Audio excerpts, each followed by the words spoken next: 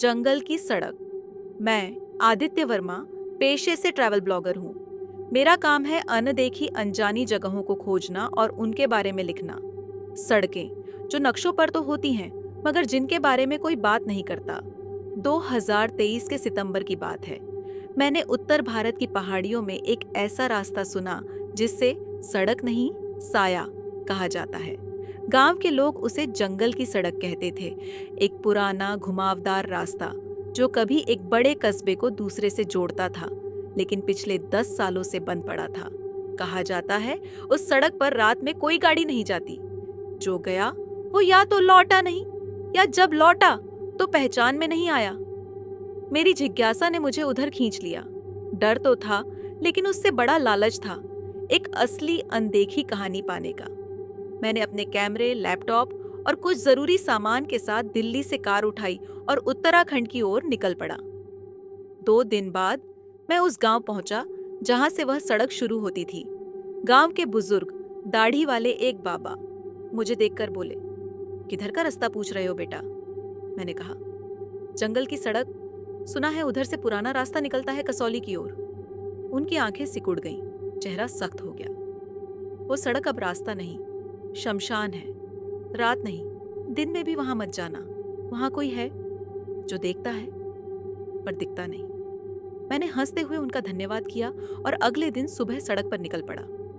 सड़क पर पहला बोर्ड था, आगे जाना मना है, प्रशासन द्वारा बंद। लेकिन मेरे लिए ये चेतावनी नहीं, निमंत्रण था। जैसे जैसे मैं अंदर बढ़ा, जंगल घना होता गया।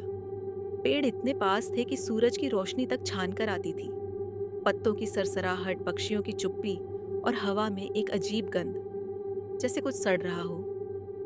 करीब 4 किलोमीटर आगे जाने के बाद मेरी गाड़ी रुक गई, जैसे इंजन ने खुद से इनकार कर दिया हो। चाबी घुमाई, कुछ नहीं हुआ।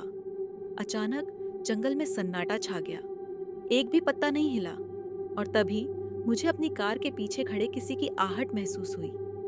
मैंने शीशे में देखा, कोई नहीं था। पर जब कार से उतरकर पीछे देखा तो मिट्टी में गीले पैरों के निशान थे, ताजे, गहरे, बिना जूतों के। गाड़ी तो बंद हो चुकी थी और फोन का सिग्नल भी जा चुका था। मैंने बैग से टॉर्च निकाली और वहीं पास के खुले मैदान में तंबू लगाया। मैंने सोचा, सुबह होते ही गाड़ी देखूंगा। रात लगभग 1 बजे बाहर से खड़खड़ाने की आवाज आई, जैसे कोई पेड़ों के बीच चल रहा हो।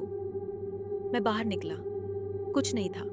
पर जब वापस तंबू में गया तो मेरा कैमरा ऑन था और उसमें कुछ रिकॉर्ड हो चुका था। मैंने देखा, वीडियो में मैं टॉर्च लेकर बाहर जाता हूँ, लेकिन जैसे ही मैं ओझल होता हूँ, कैमरे के सामने से एक और आदमी गुजरता है, ठीक मेरी शक्ल वाला। पर उसकी आंखें काली थीं, पूरी तरह। और वह कैमरे की ओर देखकर धीमे से मुस्कुराया। सुबह उठते ही गाड़ी ठीक हो चुकी थी, बिना कुछ किए। मुझे कुछ संदेह हुआ, लेकिन दिल में एक जिज्ञासा थी, जानना था कि आखिर इस जंगल की सच्चाई क्या है। मैंने गाड़ी आगे बढ़ाई। करीब 1 किलोमीटर बाद सड़क 2 भागों में बंट गई, लेकिन कोई साइन बोर्ड नहीं था। मैंने बाएं मुड़ा। कुछ ही देर बाद सड़क खत्म हो गई और सामने एक लकड़ी का टूटा हुआ घर था। उसे देखकर ऐसा लगा जैसे वह समय से बाहर है, जैसे सदियों से वहीं खड़ा हो। मैंने कैमरा लेकर अंदर कदम रखा। दरवाजा चरमराया और एक तेज ठंडी हवा अंदर से आई। दीवारों पर पुराने अखबार चिपके थे। एक पर तारीख थी, 15 जुलाई 1971, और हेडलाइन थी, जंगल की सड़क पर गुम हुए 5 यात्री, कोई सुराग नहीं। नीचे एक तस्वीर थी और मेरी आंखें फटी की फटी रह गईं। उस तस्वीर में एक चेहरा मेरा था, हूबहू। मैं कांप उठा। तभी मुझे पीछे से किसी के सांस लेने की आवाज आई। मुड़ा तो कोई नहीं था, पर कमरे की खिड़की से झांकते हुए मैंने देखा कि मेरी गाड़ी की ड्राइविंग सीट पर मैं खुद बैठा हूँ। इंजन चालू था और वो मैं सीधे मेरी ओर देख रहा था। मैं भागा, बाहर आया, लेकिन गाड़ी गायब थी। और तब से आज तक मैं इस जंगल में ही हूँ। हाँ, तुम सोच रहे हो ये कहानी कैसे सुन रहे हो? दरअसल यह आवाज जो तुम सुन रहे हो, ये मेरी नहीं, उसकी है। मैं वो आदित्य नहीं हूं जिसने कहानी शुरू की थी। मैं वो हूं जो जंगल ने बना दिया। अगर तुम कभी इस सड़क पर आओ और तुम्हें कोई सड़क 2 भागों में बंटी दिखे, तो दाएं ने मुड़ना, क्योंकि बाएं जो मुड़ता है वो लौटता नहीं।